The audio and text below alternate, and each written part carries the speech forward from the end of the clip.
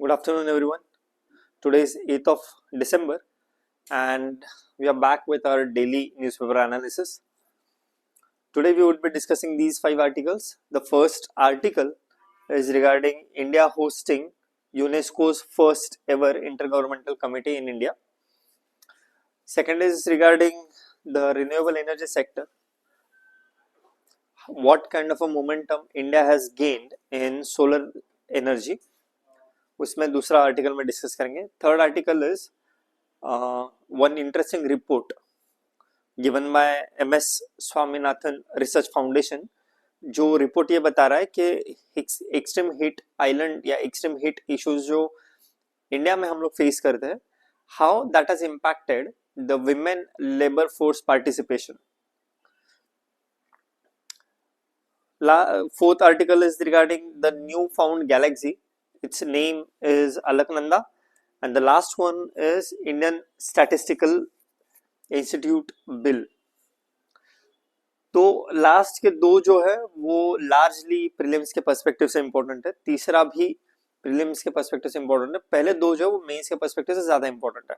But as we have been following, हम आज का सीएनए डिस्कस करने से पहले कल तो संडे था, मतलब सैटरडे का 6 दिसंबर के सीएनए के ऊपर जो एमसीक्यूज आए थे उनको हम डिस्कस कर लेंगे. ये हमारा टेलीग्राम चैनल है. Please scan this QR code to get access to all the infographics and important documents.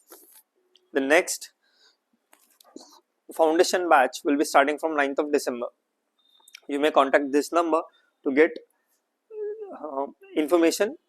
more information regarding this. Before I venture here,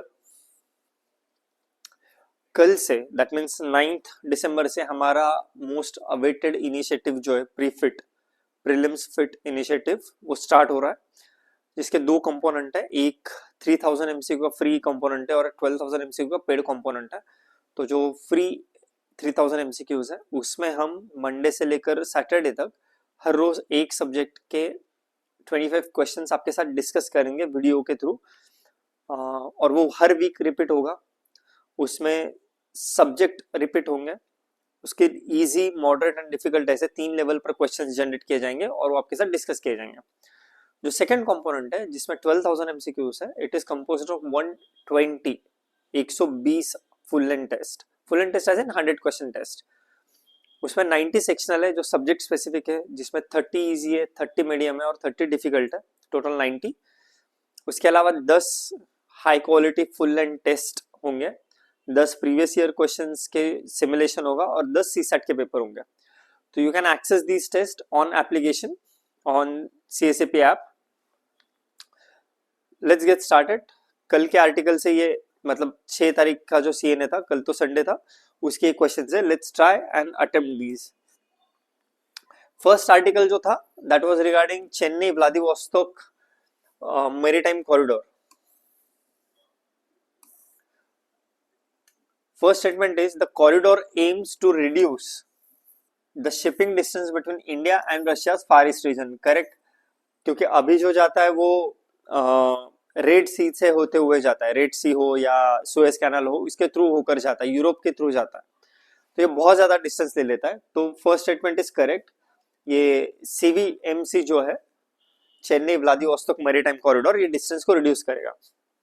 it is propose to connect Chennai port in India with Vladivostok port located on the Pacific coast of Russia. Correct.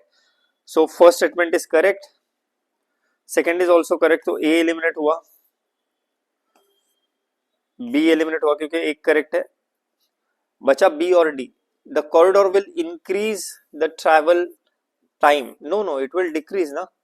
Distance कम हो जाएगा तो time भी decrease होगा. So third statement is wrong. The correct answer is B, 1 and 2 only. Second question was regarding digital constitutionalism. Second article में हम लोग ने डिटेल में डिस्कस किया था कि कॉन्स्टिट्यूशनलिज्म के प्रिंसिपल्स को जब हम डिजिटल वर्ल्ड में भी डिप्लॉय करते हैं तो वहां से इमिनेट होता है डिजिटल कॉन्स्टिट्यूशनलिज्म. मतलब जो आइडियाज है, equity, liberty, sense of privacy, etcetera etcetera, freedom, right to choice etcetera, ये सारा जो एक्चुअल वर्ल्ड में एग्जिस्ट करता है वो डिजिटल वर्ल्ड में भी एग्जिस्ट करता है, and that concept was termed as digital constitutionalism. First statement is it aims to apply constitutional values such as liberty and dignity to digital governance system. Correct. Statement 1 is correct. So option में से C cut हो जाएगा. It primarily focuses on regulating digital platforms and has little to do with the state surveillance mechanism. No. It has little to do with state surveillance mechanism. No. It includes state surveillance as well. So second statement is wrong. So statement 2 gone. Statement 3 देख लेते हैं. It includes ensuring accountability and transparency in algorithmic decision making. Correct. So option B is the correct answer. I hope you have mentioned these comments, these answers in your comment section.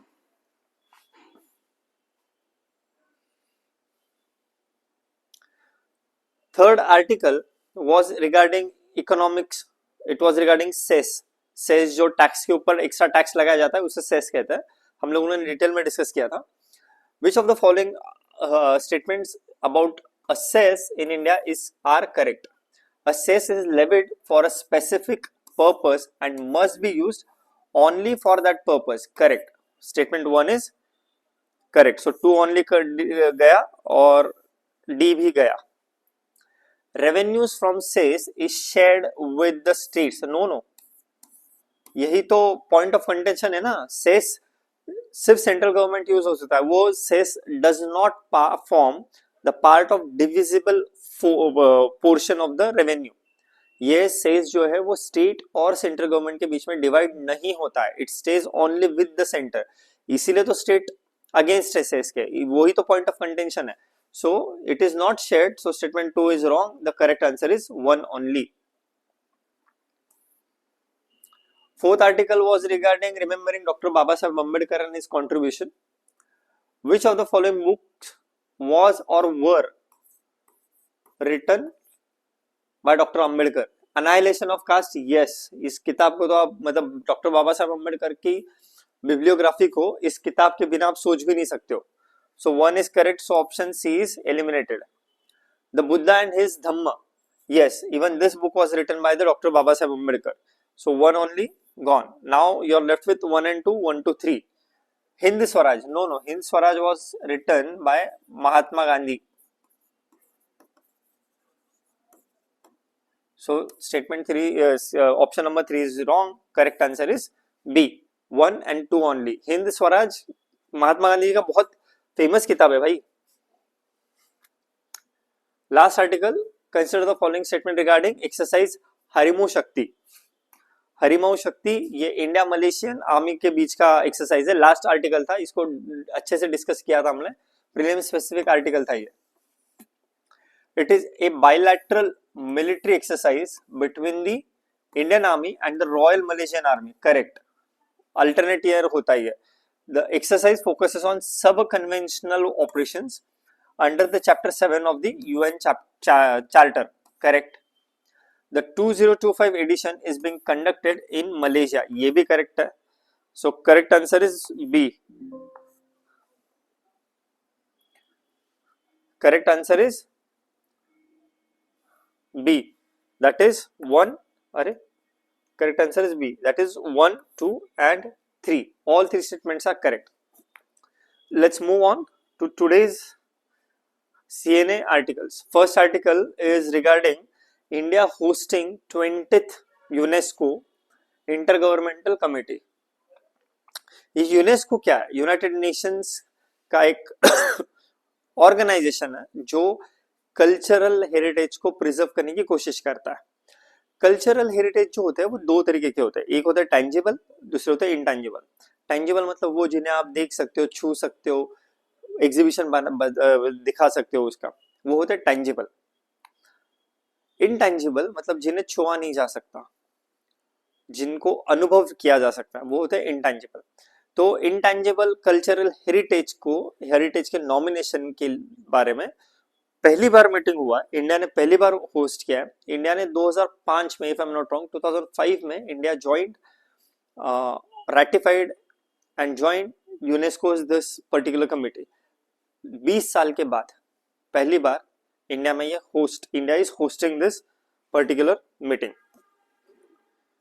ये 8 से 13 दिसंबर के बीच में, from 18 to 13 December red fort new Delhi में हो रहा है। This is India first time ever hosting of the prestigious session, which also coincides with 20 years of India's ratification in 2005 of the 2003 ICH Convention. ICH stand for Intangible Cultural Heritage.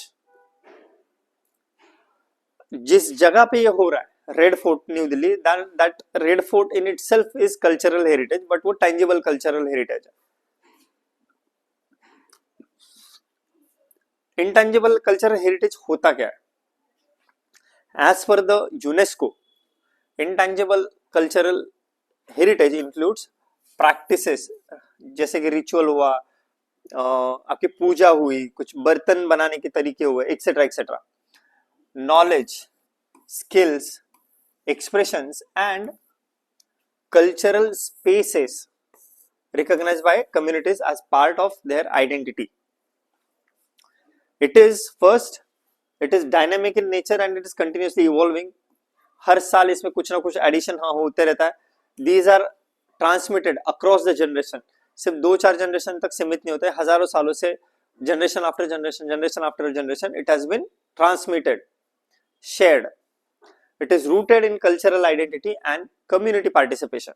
आपके cultural identity का integral हिस्सा होना जरूरी है, जिसमें oral tradition हो गया, कोई म्यूजिकल इंस्ट्रूमेंटेशन हो गया या म्यूजिकल ओरल ट्रेडिशन हो गया, कहानियां जो सुनाई जा रही है ट्रेडिशन के वाइज वो हो गई, परफॉर्मिंग आर्ट्स हुआ, सोशल प्रैक्टिसेस हुआ, कुछ रिचुअल्स हुए, एक्सेट्रा एक्सेट्रा, ट्रेडिशनल क्राफ्ट्समैनशिप हुई। थोड़ा सा इसका बैकग्राउंड एंड पर्पस समझ लेते हैं इंटेंजिबल कल्चरल हेरिटेज का, जो 2003 में आया था। इंडिया ने 2005 में इसको रेटिफाई किया था। ये 2003 में पेरिस में अडॉप्ट किया गया था as a response to the threat generated by the globalization and global integration, जिसके वजह से जो लोकल कल्चरल हेरिटेज है वो थोड़ा सा वीकन हो रहा था। इसका पर्पस क्या था? To safeguard the intangible cultural heritage and globally respect generate करना टुवर्ड्स कम्युनिटी के cultural linkages, cultural identities, ritualistic practices. ये जो इंटर गवर्नमेंटल कमेटी है फॉर ICH, जिसका मीटिंग रेड फोर्ट में न्यू दिल्ली में हो रहा है, उसके कुछ की फंक्शन समझ लेते हैं। एक तो उसका काम है 2003 की इस कन्वेंशन को देखना कि सही से इंप्लीमेंट हो रहा है या नहीं है। ऑल्सो जो मेंबर स्टेट्स है उनको गाइड करना, उनको बताना कि आपके कल्चरल हेरिटेज को आप प्रोटेक्ट कैसे कर सकते हो, उसको कैसे और अच्छे से और प्रमोट कर सकता है, कुछ ऑपरेशनल डायरेक्टिव्स देना, उन सोर्सेस को मैनेज करना, एक्सेट्रा। ये होस्ट करके इंडिया ने एक तो बात क्लियर कर दी है कि इंडिया की कल्चरल डिप्लोमेसी ऑलरेडी स्ट्रांग है, वो और ज्यादा स्ट्रांग होगी। इंडिया का सॉफ्ट पावर का इन्फ्लुएंस ऑलरेडी ज्यादा है, वो और ज्यादा होगा। सॉफ्ट पावर का इन्फ्लुएंस एंड कल्चरल डिप्लोमेसी बहुत क्रिटिकल लिंक है, जो इस मीटिंग के थ्रू डिस्प्ले होंगे। इसी बहाने से इंडिया ने जो लेसर नोन क्राफ्ट्स है, लेसर नोन आर्ट्स है, उसको भी डिस्प्ले किया है कमेटी के सामने।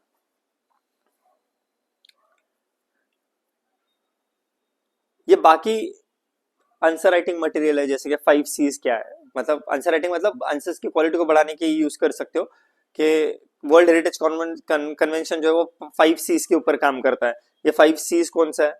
एक है credibility, conservation, capacity building, communication and communities को इन्वॉल्व करना। 5 C's ये आंसर को बढ़िया करने का तरीका होता है। ये नेसेसरी नहीं कि आपको ये सब याद रखना है, लेकिन अगर आप याद रख लेते हो, ये 5 C's को यूज कर लेते हो तो बहुत अच्छा है।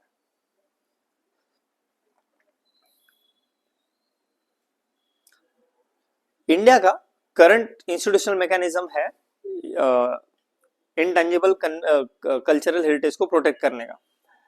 एक इंडिया अपना खुद इंडिपेंडेंट एक स्कीम चलाता है to safeguard the intangible heritage and diverse cultural traditions.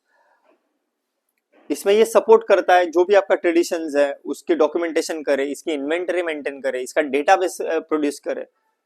फिर यूनेस्को को डॉजियर भेजना पड़ता है कि कुछ चीजों को आप सिलेक्ट करिए एज इंटेंजिबल कल्चरल हेरिटेज। फिर कैपेसिटी बिल्डिंग की जाती है वाया संगीत नाटक academy, which is a very renowned institution in India which looks after or which takes care of cultural heritage in India. अब तक 15 इंडिया की चीजें हैं, एलिमेंट्स है कि जो इंटेंजिबल कल्चरल हेरिटेज में नॉमिनेट हो चुके हैं। फर्स्ट इज कुटियाट्टम, फिर वैदिक चैंटिंग है, रामलीला है, चाहू डांस है जो उड़ीसा वेस्ट बंगाल के एरिया में कहा सेलिब्रेट किया जाता है, कुंभ मेला है, संकीर्तन है असम का, फिर बुद्धिस्ट चैंटिंग है लद्दाख की, योगा है, बंगाल की दुर्गा पूजा है, गुजरात का गरबा है, एक्सेट्रा। 2025 में इस साल जो 2 नॉमिनेट हुए वो है Chhath Mahaparva and Diwali as India's nomination in intangible cultural heritage.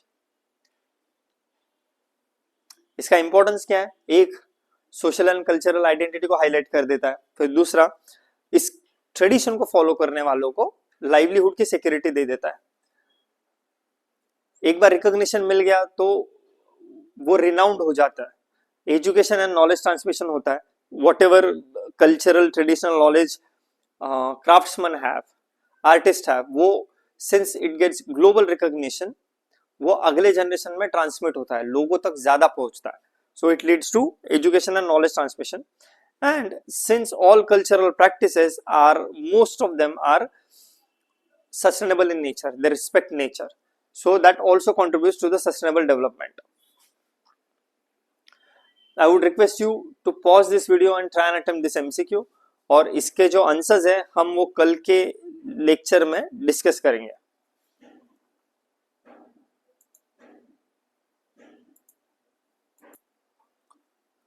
Please mention your answers in the comment section and we'll be discussing these answers in tomorrow's CNA.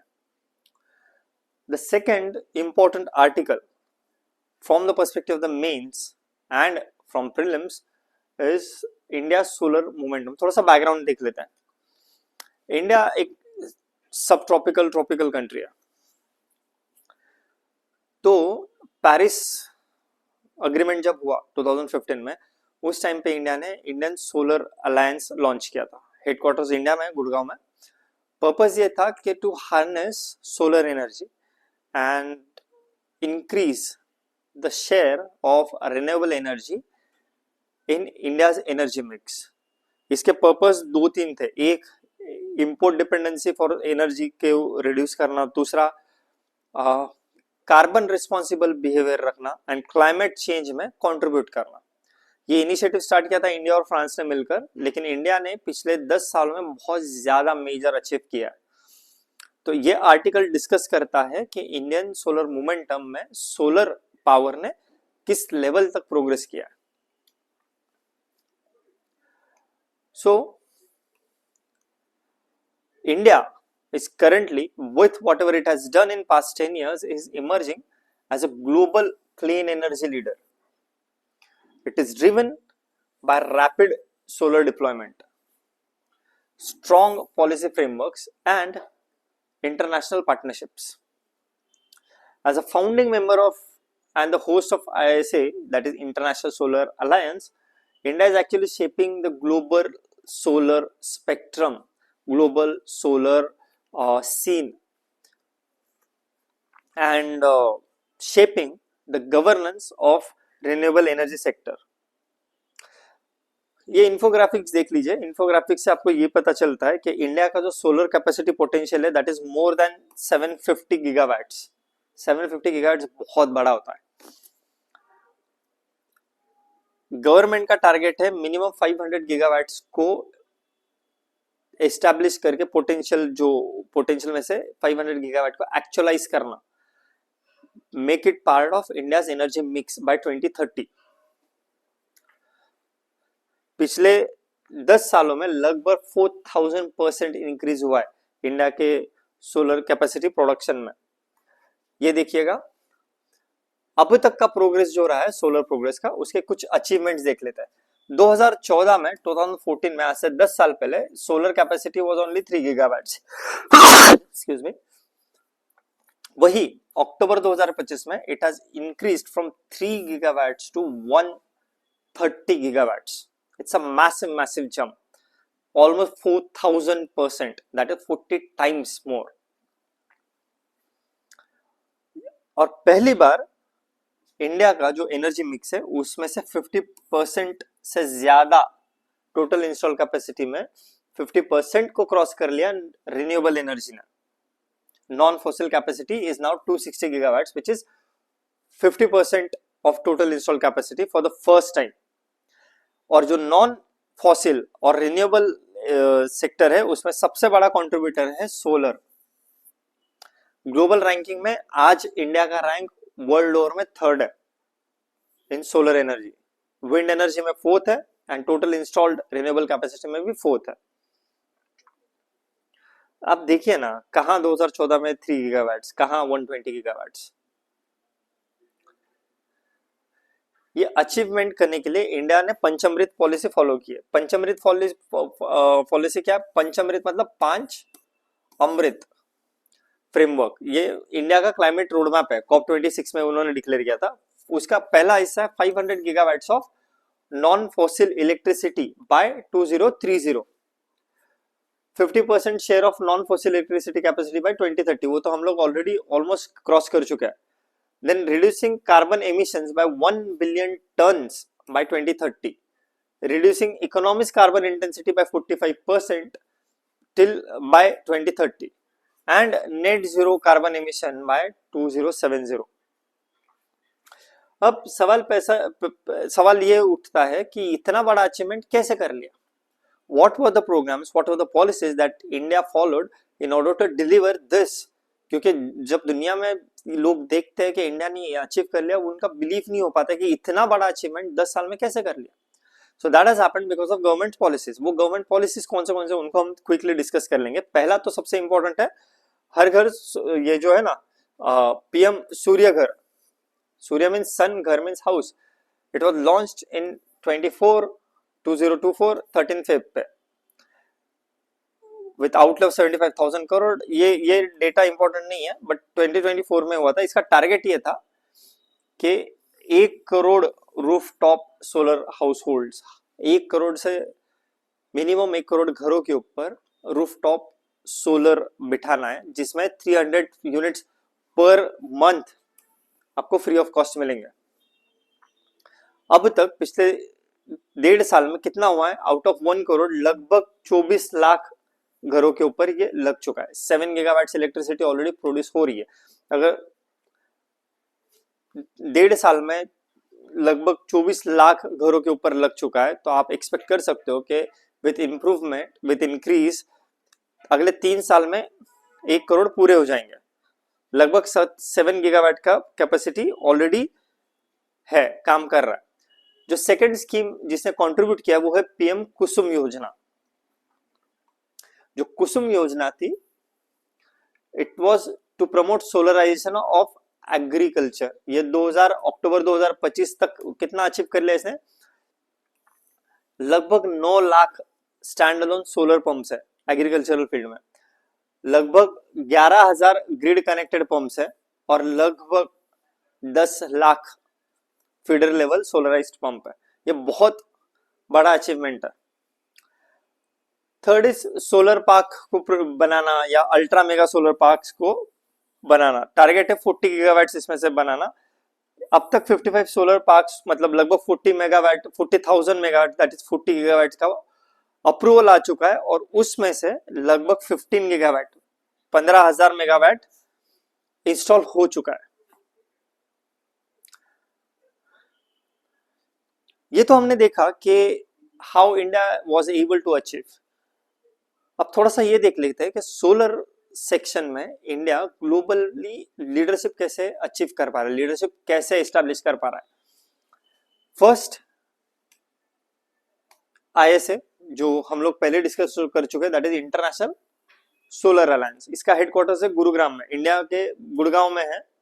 इसके मेंबर सिग्नेटरीज है 125 से ज्यादा देश है अभी। और जो 8th असेंबली था आईएसए का, वो अक्टूबर 2025 में हुआ था। इसको हमने सीएनए में कवर किया हुआ है। Its focus was inclusive access, that is no one is left behind.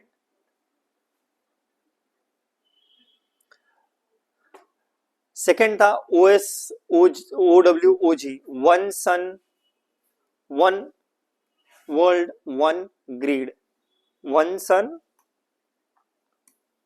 one world one grid. Idea is, vision is to have global interconnected grid of solar. It was India ने propose किया था 2018 में, अभी उसके ऊपर काम चल रहा है। बिकॉज अगर सारे के सारे कंट्रीज के सोलर ग्रिड इंटरकनेक्टेड हो जाए तो it will provide energy security and sustainability. किसी एक देश में ज्यादा सोलर एनर्जी प्रोड्यूस होती है तो किसी और देश में उसको बेच सकते हैं। किसी और देश में अगर किसी वजह से, फॉर एग्जांपल क्लाउड बस्ट हुआ है, बारिश हुई है या वोल्केनिक इरप्शन हुआ है, तो उसके वजह से कुछ दिनों तक अगर बादल छाए हुए हैं और इलेक्ट्रिसिटी नहीं प्रोड्यूस हो रही, तो एक्सेस इलेक्ट्रिसिटी किसी और जगह से इस ग्रिड के थ्रू उस कंट्री को पहुंचाई जा सकती है। ये इंडिया का जो जर्नी रहा सोलर एनर्जी जनरेशन में, that is a very good example how if you have a targeted policy, technological innovation and strategic collaboration अगर साथ एग्जिस्ट करते हैं तो how they can transform the energy landscape of any nation. All this along with political will and administrative capacity. इतना बड़ा transformation लेकर आ सकता है। I would request you again to pause the video and attempt this MCQ. इसके बाद 3 article है और वो तीनों आर्टिकल छोटे छोटे है। Please mention your answers in the comment section. We will be discussing these questions tomorrow in CNA. Next article is interesting article, क्योंकि ये नया एक इंसाइट देता है। इस आर्टिकल को डिटेल में डिस्कस नहीं करेंगे क्योंकि उसमें जो इंपॉर्टेंट है मैं आपको पहले ही बता दूंगा और वहां पे हाईलाइट कर दूंगा।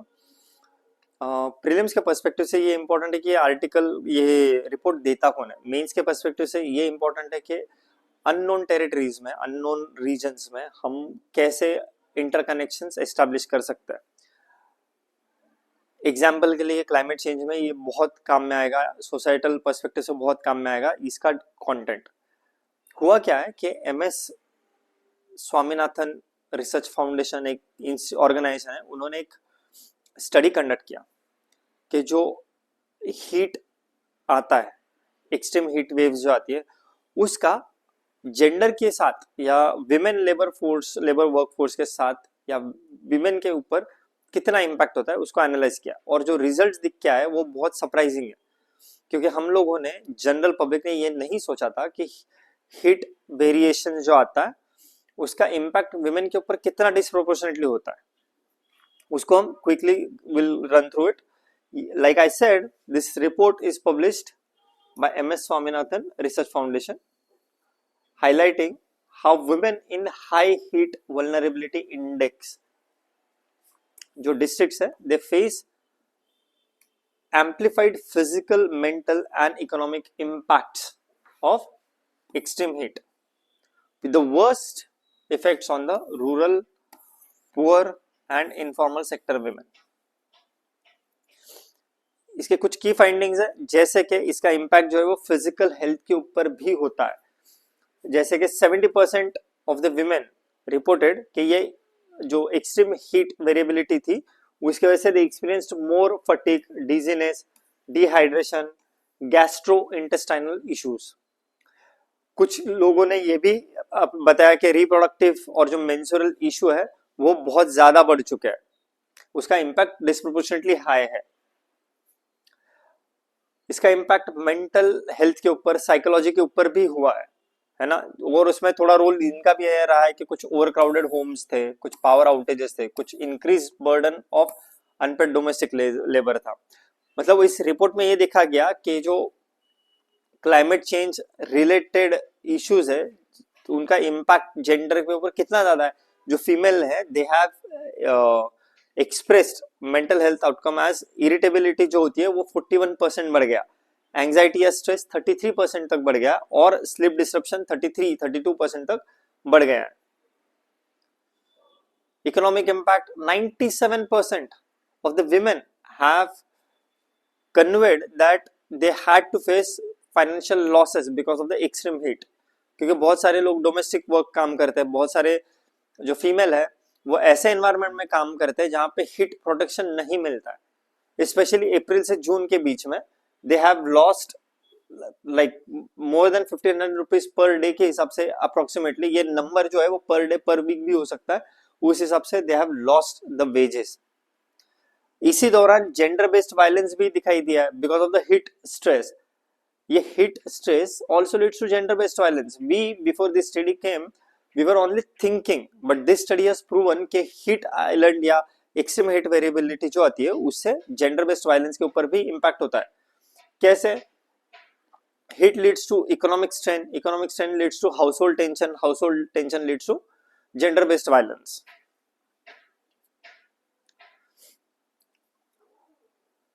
इस आर्टिकल में आपको इतना ही अभी के लिए समझना है। वैसे भी इंडिया का पोजीशन जो था वो आउट ऑफ 148 कंट्रीज 131st था, specially in global gender gap index. Please pause the video and attempt this simple question.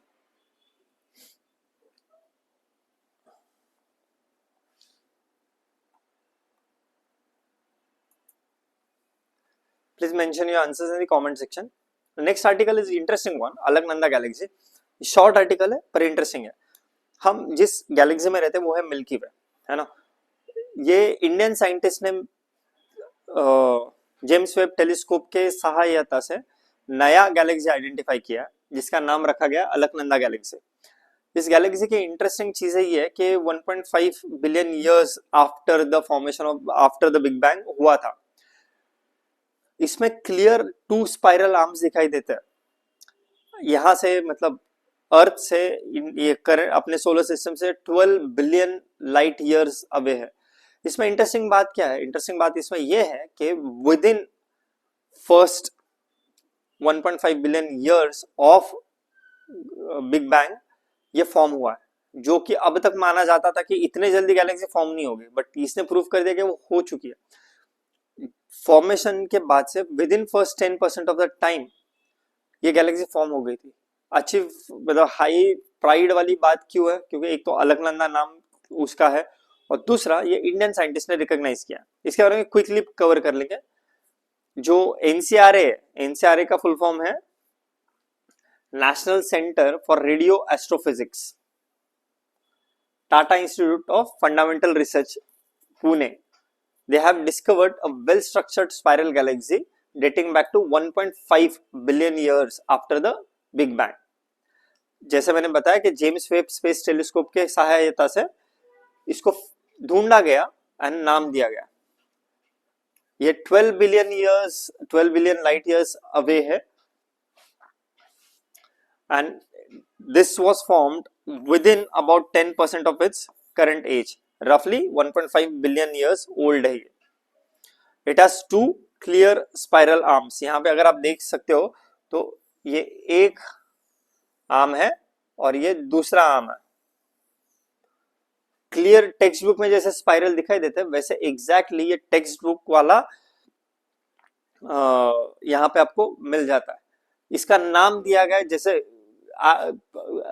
आकाश गंगा है ना, गैलेक्सी को हिंदी में संस्कृत में बहुत सारे लैंग्वेज में आकाश गंगा कहा जाता है। इसको नाम दिया गया अलकनंदा। अलकनंदा किसके वजह से दिया गया? हिमालयन रिवर जो है अलकनंदा, उसके वजह से। मंदाकिनी हिंदी नाम है मिल्की वे का, उसके सिस्टर रिवर का नाम अलकनंदा जो इस नए को दिया गया है। Please pause the video and solve this, attempt this MCQ.